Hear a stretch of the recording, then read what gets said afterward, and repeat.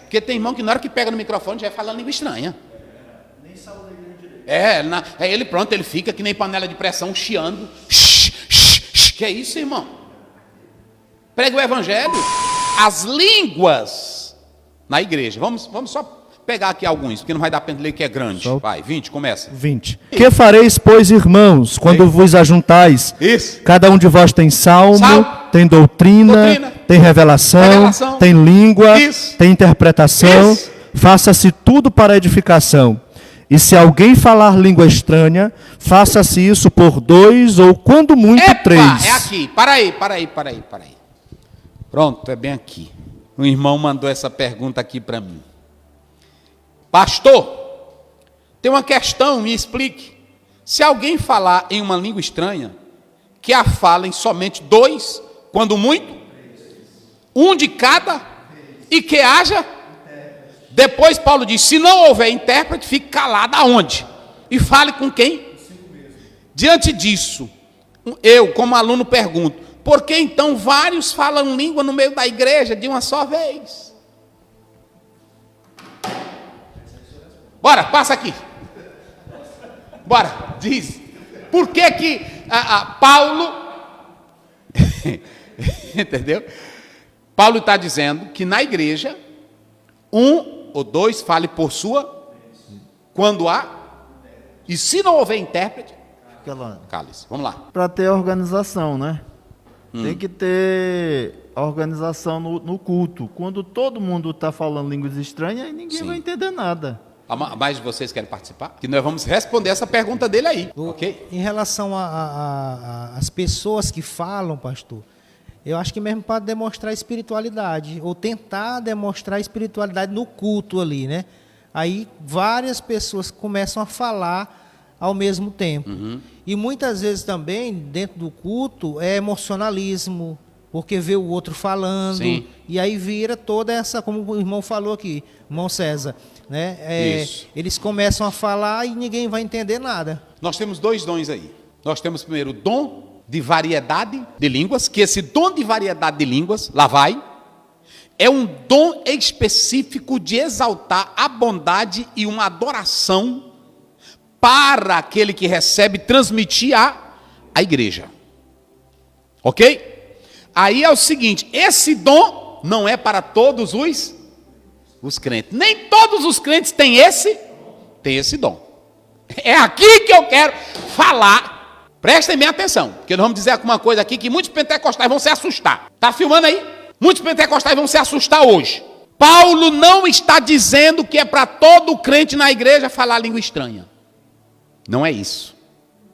Paulo está tratando aqui sobre o dom de variedade que nem todo crente tem. Aqui o apóstolo São Paulo, viu, meu irmão? O apóstolo São Paulo, ele não está tratando desses movimentos que nós temos hoje, que todo crente pula e fala língua estranha ao mesmo tempo. De maneira nenhuma. Quer ver como eu vou falar isso na Bíblia? Atos. Vamos, Atos 2:4. Vamos lá. Eu sei de qual, mas eu quero que ele lê, porque é Bíblia. E todos foram cheios do Espírito Santo. Eita, que é bom a Bíblia. E todos foram cheios do Espírito Santo. E começaram a falar em outras línguas, conforme o Espírito Santo lhes concedia que falassem. Hein? Qual é a diferença aí entre Atos e Corinto? Já observaram agora? O que foi que vocês notaram aí? Em Atos acontece o quê? E todos falam ao mesmo? Pronto, todos começaram lá no cenáculo onde eles estavam orando, todos falaram línguas estranhas. Pronto, eles receberam o batismo com o Espírito. E qual foi o sinal físico? Pronto, todos falaram língua estranha. Eles não estão em culto público. Eles estão ali para receber a promessa que Jesus prometeu. Sim ou não? Nós vamos aos cultos, é só para falar língua, é? Pronto, nós vamos ao culto, é para adorar a Deus e ouvir o quê? A palavra proclama. Aí Paulo diz que no meio da igreja pode entrar um descrente e de repente, se ele vê todo mundo só falando língua estranha, ele vai entender alguma coisa? Mas se alguém estiver falando língua, o dom de línguas, e o Espírito Santo usar um intérprete, aquilo ali vai chamar a atenção do incrédulo. Não é assim? Revelará o segredo do seu coração. Agora olha para cá. A pergunta do irmão está certa. Aqui Paulo não está legalizando que a igreja deve se reunir todo mundo para falar línguas. No culto aqui ele está tratando do dom de variedade de línguas, que nem todo crente. Aí Paulo diz, e quando um for usado com esse dom, controle-se. Eita, mas é bom a Bíblia, irmão. Cada um na sua. Aí entra a questão da ordem. Agora eu vou dizer para você que está me ouvindo bem aqui. Está filmando aí direito? Sabe o que acontece hoje? A maioria, eu digo sem medo de errar, eu sou pentecostal, sou batizado com o Espírito Santo. Um dia desse, aí o irmão perguntou na live por que ele não me viu falando línguas. Porque a língua estranha é um mistério entre eu e Deus, não é entre eu e a comunidade.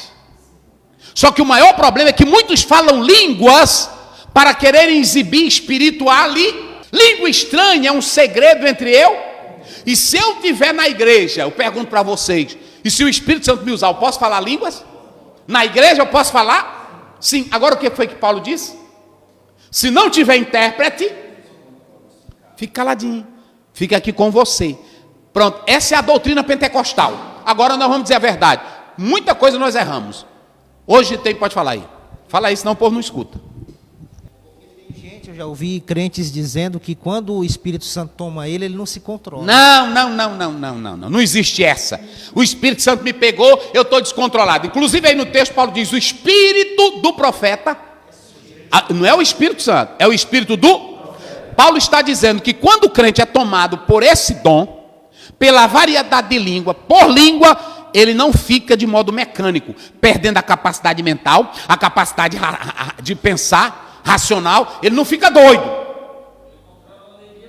Pronto, ele recebe, e se ele recebe o dom de profecia, se ele recebe a variedade de línguas, ele vai estar em si, porque ele vai entregar um recado de Deus, e naquele momento, não é mais Deus que está falando, Deus já entregou para ele, quem está falando é o é por isso que aquela profecia precisa ser averiguada. Está aí o da fonte que é Deus, e agora está no Mas esse profeta pode estar falando no emocional, pode estar falando na carne, pode estar falando pelo diabo. Então, pastor, como seria um culto pentecostal? Sabe como é que seria um culto pentecostal? O crente está na igreja para ouvir a palavra de Deus. O crente está na igreja adorando a Deus e glorificando pela sua palavra. Porque culto morto também não presta. Paulo diz, quando vocês se ajuntam, tem visão, outro tem sonho, outro tem profecia, e outro tem o quê? Pronto. Tem salmo. Agora pronto, seja tudo com decência aí. Olha aí, culto é assim. Agora olha para cá. O salmo, a doutrina, a revelação, tudo isso aqui tem que ter a base na palavra. Não é esse negócio. Nada disso.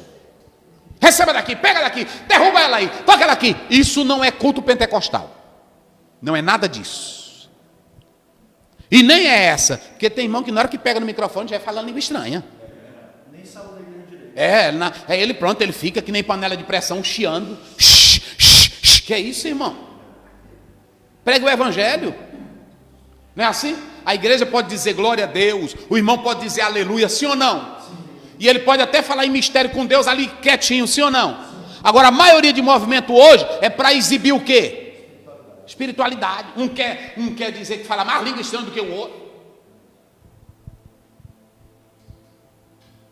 Pessoa dizer assim, está no culto. Um dia desse uma pessoa me assustou, eu no culto. Ei, o diabo não vale nada. Eu me assustei. Porque o diabo, irmão, a gente já sabe que ele não vale nada. Não precisa eu dizer na igreja. Primeiro, o diabo já é derrotado, sim ou não?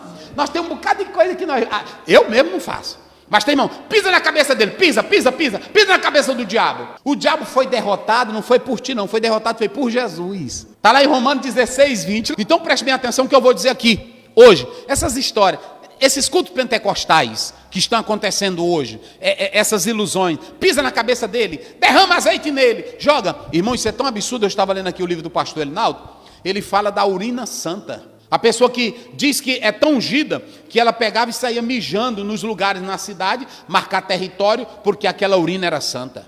Aí é por isso que tem muita gente que não crê hoje, mas no evangelho, por causa dessas essas asneiras.